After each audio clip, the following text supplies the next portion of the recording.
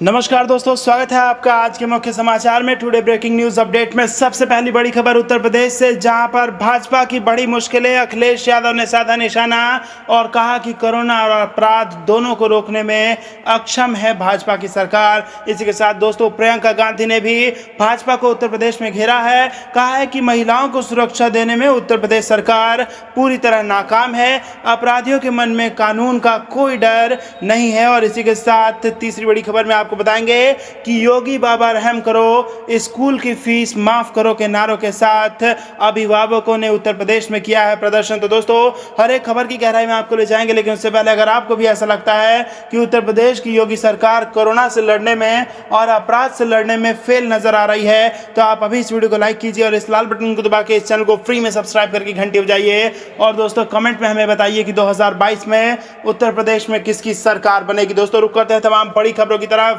हर एक खबर आपके लिए जरूरी है, अंत तक खबर में ध्यान से बने रहिएगा। कोरोना और अपराध दोनों को रोकने में अक्षम है भाजपा सरकार, अखिलेश। जी हां दोस्तों, समाजवादी पार्टी के राष्ट्रीय अध्यक्ष एवं पूर्व मुख्यमंत्री अखिलेश यादव ने कहा है कि उत्तर प्रदेश में कोरोना और कानून व्यवस्था के संकट से लोग बुरी तरह पीड़ित और आतंकित हैं। प्रदेश में 2 मंत्रियों की कोरोना से दुखद मौत हो चुकी है, विधायक भी इसके शिकार हैं। डॉक्टर सीएमओ का निधन भी इस बीमारी में हो चुका है। भाजपा सरकार में आपराधिक घटनाएं भी थम नहीं रही है। पुलिस बेगुनाहों लाचार लोगों पर हाथ उठाने लगी है, क्योंकि बाहुबली नेताओं और गुंडों के आगे वह असहाय बन जाती है। अपराध और शासन के गठजोड़ ने पूरे प्रदेश को बदनाम कर दिया है। अखिलेश ने आईपीएन को दिए अपने बयान में कहा कि कोरोना का कहर जारी है। अखिलेश ने कहा कि अन्नदाता किसान पर पुलिस के जुल्म की ललितपुर में इंतहा हो गई, जब एक बुजुर्ग की पुलिस ने बर्बरतापूर्ण पिटाई की और उसके कान के पर्दे फट गए। यह पुलिस के शून्य संवेदनशीलता की परिचायक है। अखिलेश ने कहा कि स्थितियां दिन प्रतिदिन गंभीर होती जा रही है। सरकार का घटनाओं पर मूक दर्शक बने रहना खतरनाक है। कोरोना संक्रमण थम नहीं रहा है,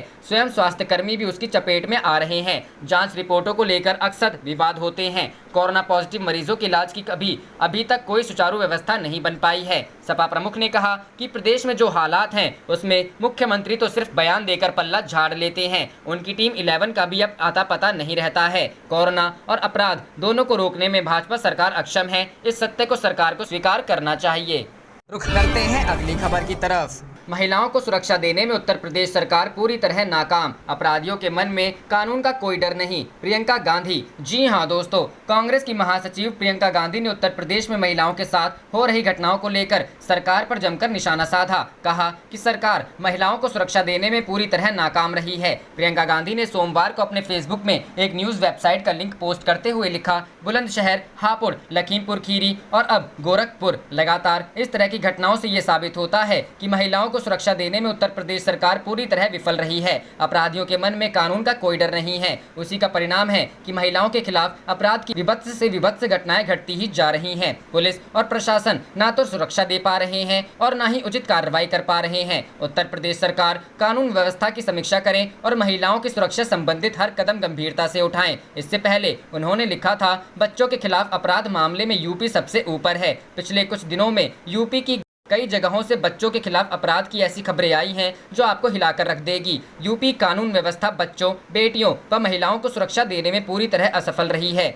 हैरानी की बात तो ये है कि यूपी पुलिस हर घटना के बाद लीपापोती में पहले ही लग जाती है। रुख करते हैं अगली खबर की तरफ। योगी बाबा रहम करो, स्कूलों की फीस माफ करो, नारों के साथ अभिभावकों का प्रदर्शन। जी हां दोस्तों, कोरोना संक्रमण काल में स्कूल बंद होने के बाद भी स्कूल प्रबंधन बराबर फीस जमा करने का दबाव बना रहा है। इसको लेकर अभिभावकों में रोष है और सोमवार को अभिभावकों से जुड़े कई संगठनों के बैनर तले संयुक्त रूप से अभिभावक गंगा में अर्धनग्न होकर विरोध करने की योजना बनाई, लेकिन प्रशासन को पहले ही भनक लग गई। सिटी मजिस्ट्रेट के सामने पुलिस ने सभी प्रदर्शनकारियों को गिरफ्तार करते हुए मुकदमा दर्ज कर दिया। इस दौरान अभिभावक बराबर नारेबाजी कर रहे थे कि योगी बाबा रहम करो, स्कूल की फीस माफ करो। मामला जब तूल पकड़ा तो जिलाधिकारी ने खुद संगठन के पदाधिकारियों को बातचीत के लिए बुला लिया। शिक्षा प्रणाली को सुधारने के लिए भले ही केंद्र सरकार की ओर से नई शिक्षा नीति लागू कर दी गई हो, लेकिन इसके बावजूद प्राइवेट स्कूलों की मनमानी पर अंकुश नहीं लग पा रहा है। इसी के चलते सोमवार को फलक charitable and educational trust Uttar Pradesh अभिभावक विचार मंच,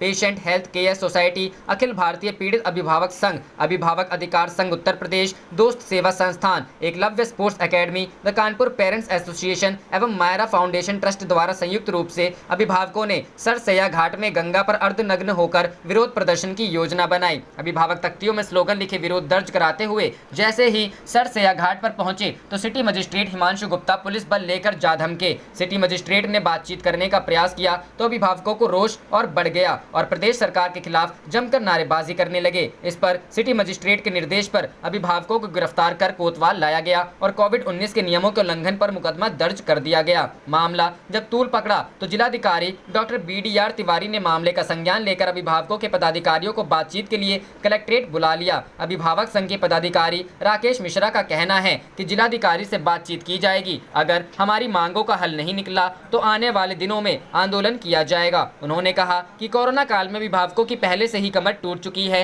और बिना स्कूल गए बच्चों से जबरदस्ती फीस वसूला जा रहा है। रुख करते हैं अगली खबर की तरफ। दिल्ली लौटने लगे श्रमिक, काम की तलाश में आनंद विहार में लगा जमावड़ा। जी हाँ दोस्तों, कोरोना लॉकडाउन के वक्त उन तस्वीरों को याद कीजिए जो दिल्ली से छोड़कर अपने गांव जाने वालों की थी। अब वही मजदूर दिल्ली में एक बार फिर से लौटने लगे हैं। उन्हें नौकरी दोबारा दिल्ली और आसपास के राज्यों की तरफ खींच रही है। दिल्ली के आनंद विहार में एक बार फिर से लंबी कतार लग रही है उन सब की जो नौकरी के बिना पिछले लगभग 5 महीनों से दर दर की ठोकर खा रहे थे। कोई बिहार से आ रहा है तो कोई उत्तर प्रदेश के अलग अलग इलाकों से राजधानी का रुख कर रहा है। गोरखपुर से दिल्ली का रुख करने वाले सत्यजीत आनंद विहार बस अड्डे पर कतार में खड़े मिल गए। पूछने पर बताया कि नौकरी नहीं है इसलिए दिल्ली लौटना पड़ रहा है। उनके पास दिल्ली लौटने के अलावा कोई और विकल्प बचा ही नहीं। जब हमने सवाल किया कि गोरखपुर में क्या दिक्कत आई तो तपाक से बोल पड़े, वहाँ नौकरी कहाँ है। कुछ यही हाल महोबा से आने वाले रोशन का भी है। उन्होंने बताया कि 1.5 महीने पहले पूरे परिवार के साथ दिल्ली से गए थे, लेकिन इस बार नौकरी की खोज में अकेले लौट रहे हैं। इसी तरह से यूपी के आगरा,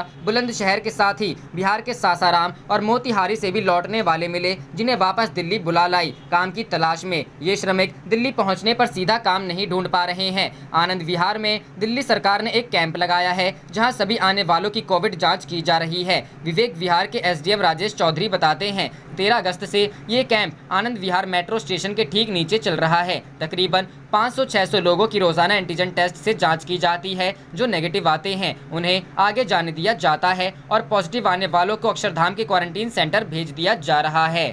रुख करते हैं अगली खबर की तरफ। तेजस्वी यादव ने PM मोदी से लगाई गुहार, बिहार में कोरोना टेस्टिंग में हो रही धांधली को रुकवाएं। जी हां दोस्तों, बिहार में कोरोना टेस्टिंग को लेकर बार बार सवाल उठाने वाले तेजस्वी यादव ने अब PM मोदी से गुहार लगाई है। तेजस्वी ने PM मोदी से कहा कि बिहार में कोरोना टेस्टिंग के नाम पर धांधली हो रही है, इस धांधली को रुकवाएं। PM के ट्वीट पर दिया जवाब। तेजस्वी यादव ने 11 अगस्त के PMO के ट्वीट पर कमेंट कर यह धांधली बंद कराने की मांग की है। तेजस्वी ने लिखा है कि माननीय प्रधानमंत्री जी ने कोरोना की चिंताजनक स्थिति के संदर्भ में बिहार को प्रथम वरीयता पर रखकर बिहार की भयावह स्थिति को रेखांकित किया है। मैं प्रधानमंत्री जी से विनम्र अनुरोध करता हूं कि वो केंद्रीय टीम की फाइंडिंग्स पर कार्रवाई करते हुए यहां जांच में हो रही धांधलियों को रुकवाएं। PM की बैठक के बाद तेजस्वी यादव ने 13 अगस्त को कहा था कि स्वास्थ्य मंत्री मंगल पांडे ने सदन झूठ बोला है कि बिहार में 3,25,000 RT-PCR जाँच की जा रही है। सदन में सच्चाई को छुपाया गया है। दूसरी तरफ CM ने जो रिपोर्ट बताया वो अलग है। CM ने सिर्फ 6100 जांच की बात मानी।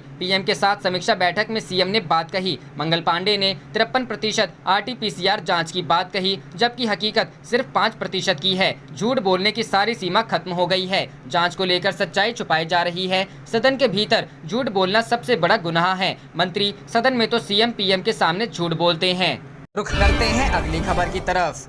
शहजाद अली के बीजेपी में शामिल होने पर आप नेता का आरोप। बीजेपी ने ही कराया शाहीन बाग में CAA विरोधी प्रदर्शन। जी हां दोस्तों, दिल्ली के शाहीन बाग में CAA विरोधी प्रदर्शन कराने वाले शहजाद अली कल बीजेपी में शामिल हो गए। उन्होंने बीजेपी राष्ट्रीय उपाध्यक्ष श्याम जाजू के समक्ष पार्टी की अध्यक्षता ली। इसके बाद आम आदमी पार्टी के नेता सौरभ भारद्वाज ने बीजेपी पर आरोप लगाया है। उन्होंने कहा है कि बीजेपी ने ही अपने चुनावी फायदे के लिए शाहीन बाग में CAA विरोधी प्रदर्शन कराया। शाहीन बाग को बनाया गया चुनावी मुद्दा। उन्होंने कहा कि हमेशा से चुनावी मुद्दा बिजली, पानी, सड़क और प्रदूषण होता था, लेकिन इस बार बीजेपी ने शाहीन बाग को चुनावी मुद्दा बनाया। उन्होंने कहा कि बीजेपी में कोई भी फैसला नहीं ले सकता। उन्होंने कहा कि इसके लिए बड़े बड़े दिग्गज नेता बैठकर रणनीति बनाते हैं और उसी के आधार पर फैसले लिए जाते हैं। शाहीन बाग भी ऐसी ही रणनीति थी जिसे दिग्गजों ने चुनावी मुद्दा बना दिया। बीजेपी ने देश विरोधी नारे लगाने वाले को किया पार्टी में शामिल। उन्होंने कहा कि शाहीन बाग में जिसने देश विरोधी नारे लगाए, कल बीजेपी ने उन्हें ही अपनी पार्टी में शामिल कर लिया। उन्होंने कहा कि यही वजह है कि शाहीन बाग का मुद्दा 100 दिनों तक चलता रहा। रुख करते हैं अगली खबर की तरफ। तृणमूल कांग्रेस ने केंद्र पर साधा निशाना, कहा बीजेपी फेसबुक में साठ गांठ। जी हां दोस्तों, फेसबुक विवाद पर सभी विपक्षी दल केंद्र सरकार पर सवाल खड़े कर रहे हैं। फेसबुक से जुड़े इस विवाद को लेकर तृणमूल कांग्रेस के सांसद सौगत राय ने भी केंद्र सरकार पर निशाना साधा है। सौगत राय ने कहा कि फेसबुक बीजेपी सरकार के प्रभाव में है। फेसबुक के अधिकारियों का कहना है कि वे सत्तारूढ़ भारतीय जनता पार्टी नेताओं के हेट स्पीच को रोक नहीं सकते हैं, क्योंकि इससे उनके कारोबार पर असर पड़ेगा। सौगत राय ने कहा इससे साबित होता है बीजेपी और फेसबुक में 60 गांठ है। कांग्रेस के पूर्व अध्यक्ष राहुल गांधी ने कहा था कि बीजेपी और आरएसएस फेसबुक और व्हाट्सएप को नियंत्रित करते हैं, वे इसके जरिए नफरत फैलाते हैं। वहीं बीजेपी ने भी राहुल गांधी पर पलटवार किया था। राहुल गांधी के आरोप पर केंद्रीय मंत्री रविशंकर प्रसाद ने कहा था कि जो लूजर स्वयं अपनी पार्टी में भी लोगों को प्रभावित नहीं कर सकते, वे इस बात का हवाला देते रहते हैं कि पूरी दुनिया को बीजेपी आरएसएस नियंत्रित करती है। असल में अमेरिकी अखबार वॉल स्ट्रीट जर्नल की रिपोर्ट में कहा गया है कि बीजेपी नेता टी राजा ने अपनी फेसबुक पोस्ट में कहा था कि रोहिंग्या मुसलमानों को गोली मार देनी चाहिए, मुस्लिमों को देशद्रोही बताया था और मस्जिद गिराने की भी धमकी दी थी। इसका विरोध फेसबुक के कर्मचारी ने किया था और इसे कंपनी के नियमों के खिलाफ माना था, लेकिन कंपनी के भारत में बैठने वाले सीनियर अफसरों ने इस पर एक्शन नहीं लिया था। इस रिपोर्ट को लेकर कांग्रेस के वरिष्ठ नेता दिग्विजय सिंह ने भी फेसबुक के सीईओ मार्क जकरबर्ग पर सवाल किए थे। वॉल स्ट्रीट जर्नल में प्रकाशित रिपोर्ट के मुताबिक फेसबुक इंडिया की पब्लिक पॉलिसी डायरेक्टर अंकित दास ने शिकायत करने पर स्टाफ से कहा था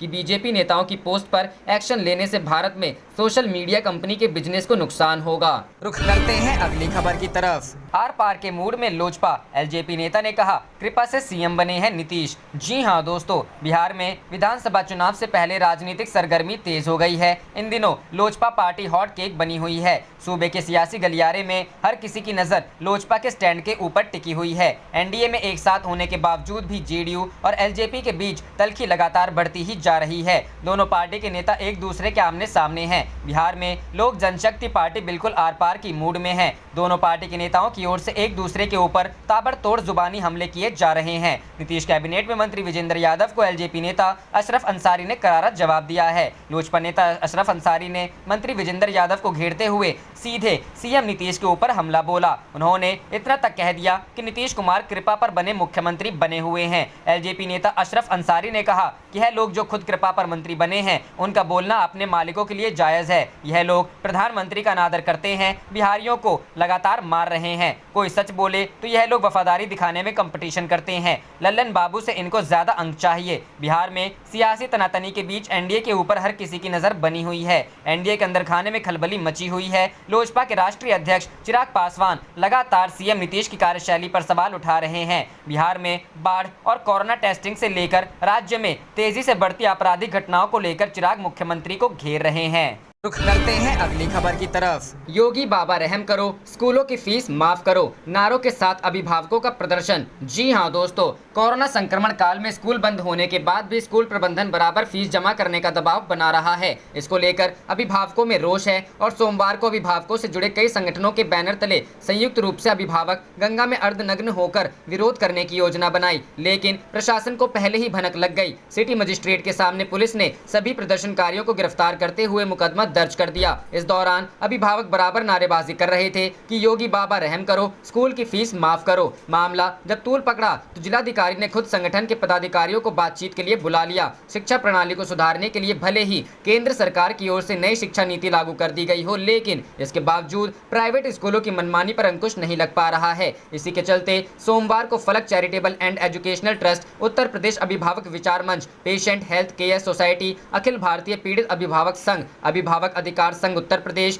दोस्त सेवा संस्थान, Eklavya sports academy, the Kanpur parents association एवं मायरा फाउंडेशन ट्रस्ट द्वारा संयुक्त रूप से अभिभावकों ने सरसैया घाट में गंगा पर अर्धनग्न होकर विरोध प्रदर्शन की योजना बनाई। अभिभावक तख्तियों में स्लोगन लिखे विरोध दर्ज कराते हुए जैसे ही सरसैया घाट पर पहुंचे तो city magistrate Himanshu Gupta police बल लेकर जा धमके। सिटी मजिस्ट्रेट ने बातचीत करने का प्रयास किया तो अभिभावकों को रोष और बढ़ गया और प्रदेश सरकार के खिलाफ जमकर नारेबाजी करने लगे। इस पर सिटी मजिस्ट्रेट के निर्देश पर अभिभावकों को गिरफ्तार कर कोतवाल लाया गया और कोविड-19 के नियमों के उल्लंघन पर मुकदमा दर्ज कर दिया गया। मामला जब तूल पकड़ा तो जिलाधिकारी डॉक्टर BDR तिवारी ने मामले का संज्ञान लेकर अभिभावकों के पदाधिकारियों को बातचीत के लिए कलेक्ट्रेट बुला लिया। अभिभावक संघ के पदाधिकारी राकेश मिश्रा का कहना है कि जिलाधिकारी से बातचीत की जाएगी, अगर हमारी मांगों का हल नहीं निकला तो आने वाले दिनों में आंदोलन किया जाएगा। उन्होंने कहा कि कोरोना काल में अभिभावकों की पहले से ही कमर टूट चुकी है और बिना स्कूल गए बच्चों से जबरदस्ती फीस वसूला जा रहा है। रुख करते हैं अगली खबर की तरफ। सुप्रीम कोर्ट ने रिलायंस कम्युनिकेशन के AGR बकाया की वसूली को लेकर केंद्र से मांगा जवाब। जी हां दोस्तों, सुप्रीम कोर्ट ने सोमवार को दूरसंचार विभाग से कहा है कि रिलायंस जियो से रिलायंस कम्युनिकेशंस का समायोजित सकल राजस्व बकाया की वसूली को लेकर जवाब दाखिल करने को कहा है। सुप्रीम कोर्ट ने विस्तार में दूरसंचार विभाग से अपना जवाब देने के लिए कहा है। मामले की अगली सुनवाई बुधवार 19 अगस्त को होगी। सुप्रीम कोर्ट ने पूछा है कि AGR के मामले में क्या रिलायंस जियो को ऑरकॉम से स्पेक्ट्रम साझा करने पर राजस्व अर्जित करने पर देय के लिए उत्तरदायी ठहराया जा सकता है। वहीं केंद्र सरकार ने कोर्ट से कहा है कि AGR बकाया की वसूली के लिए कोर्ट के किसी भी निर्णय का समर्थन करेगी। इससे पहले शुक्रवार को सुप्रीम कोर्ट में इस मामले की सुनवाई हुई थी। इसमें मुकेश अंबानी के स्वामित्व वाली रिलायंस जियो द्वारा अनिल अंबानी की कंपनी रिलायंस कम्युनिकेशंस में हिस्सेदारी खरीदने के बाद भी रुके AGR की रकम को लेकर सवाल किए गए थे। आरकॉम पर AGR का कुल बकाया 25,199 करोड़ रुपए है। ये कंपनी पिछले साल दिवालिया घोषित की जा चुकी है। 2016 में रिलायंस जियो ने आरकॉम के 9 सर्कलों में स्पेक्ट्रम को खरीदा था। सुप्रीम कोर्ट ने 14 अगस्त को इस पर सुनवाई करते हुए रिलायंस जियो के आरकॉम में साल 2016 में हिस्सेदारी लेने के बाद AGR की रकम अदायगी नहीं होने पर सवाल किए थे। पिछली सुनवाई में सुप्रीम कोर्ट ने सवाल उठाया था कि रिलायंस जियो जो स्पेक्ट्रम साझाकरण समझौते के तहत आरकॉम के स्पेक्ट्रम का उपयोग कर रहा है, आरकॉम के AGR बकाया का भुगतान नहीं करना चाहिए। हरीश साल्वे ने जियो की ओर से सुप्रीम कोर्ट को बताया कि जियो किसी IBC कार्यवाही में शामिल नहीं है और आरकॉम स्पेक्ट्रम प्राप्त नहीं कर रहा है। रुख करते हैं अगली खबर की तरफ।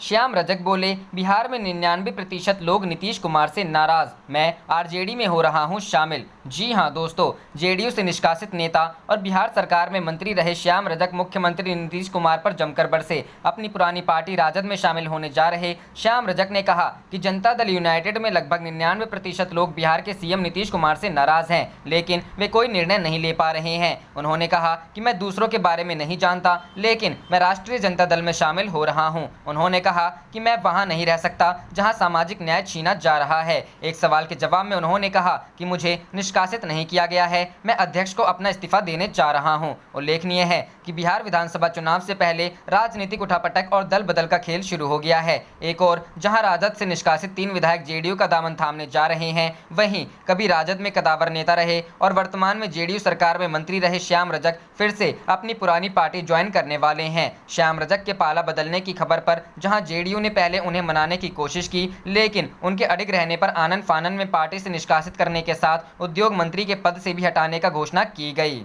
रुख करते हैं अगली खबर की तरफ। श्याम की वापसी से तेजस्वी का हौसला बुलंद, बोले नीतीश अपने मंत्रियों का भरोसा खो चुके हैं। जी हां दोस्तों, 11 साल बाद श्याम रजक की घर वापसी से तेजस्वी यादव के हौसले बुलंद हैं। नेता प्रतिपक्ष नेता अपनी पार्टी में स्वागत करते हुए नीतीश कुमार पर जोरदार हमला बोला है। तेजस्वी ने कहा है कि नीतीश कुमार शासन के घमंड में जनता के साथ साथ अपनी पार्टी के नेताओं की भी अनदेखी कर रहे हैं। नेता प्रतिपक्ष तेजस्वी यादव ने मुख्यमंत्री नीतीश कुमार के ऊपर जोरदार हमला बोलते हुए कहा है कि वह मुख्यमंत्री अपने मंत्रियों का भी भरोसा खो चुके हैं। बिहार की जनता पहले ही उन पर अविश्वास कर रही है और अब श्याम रजक का पार्टी छोड़कर आना यह बता रहा है कि नीतीश कुमार के मंत्रियों के मन में अपने मुख्यमंत्री के लिए भरोसा नहीं बचा है। अपनी मर्जी से ही में शामिल हुए हैं और हमारे लिए यह बड़ी बात है। तेजस्वी यादव ने नीतीश कुमार के उस पर आने बयान की याद भी दिलाई जिसमें उन्होंने मिट्टी में मिल जाने और बीजेपी के साथ कभी हाथ नहीं मिलाने की बात कही थी। तेजस्वी ने कहा कि 5 साल में 4 बार पलटी मारने वाले नीतीश कुमार को बिहार की जनता की फिक्र नहीं नहीं है।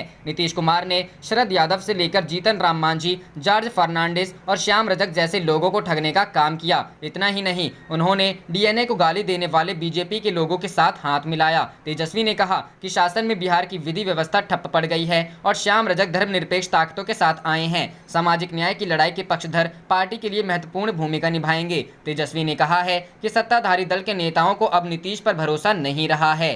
रुख करते हैं अगली खबर की तरफ। बिहार में लॉकडाउन 6 सितंबर तक के लिए बढ़ाया गया। 30 जुलाई को जारी हुआ आदेश ही प्रभावी रहेगा। जी हां दोस्तों, बिहार में एक बार फिर से कोरोना लॉकडाउन बढ़ा दिया गया है। इस बार 6 सितंबर तक के लिए इसे बढ़ाया गया है। उच्च स्तरीय बैठक के बाद गृह विभाग ने आदेश जारी किया। इसमें कोरोना की रोकथाम के लिए 30 जुलाई को जारी किया गया आदेश ही प्रभावी होगा। पिछला जो आदेश 16 अगस्त तक के लिए जारी किया गया था, उसके तहत बिहार में धार्मिक स्थलों को बंद रखा गया है। किसी भी तरह के भीड़भाड़ वाले धार्मिक, राजनीतिक, सामाजिक या सांस्कृतिक आयोजनों पर रोक है। बस सेवाओं पर लगी पाबंदी को बरकरार रखा गया है। हालांकि आदेश में कुछ छूट भी दी गई थी। इसके तहत व्यावसायिक और निजी प्रतिष्ठानों को खोलने की इजाजत दी गई है। दफ्तरों में कर्मचारियों की संख्या भी 33 से बढ़ाकर 50% कर दी गई है। पार्क, जिम और शिक्षण संस्थान पहले की तरह ही बंद रखे गए हैं। आप देख रहे थे आपका अपना चैनल जय हिंद, जय भारत।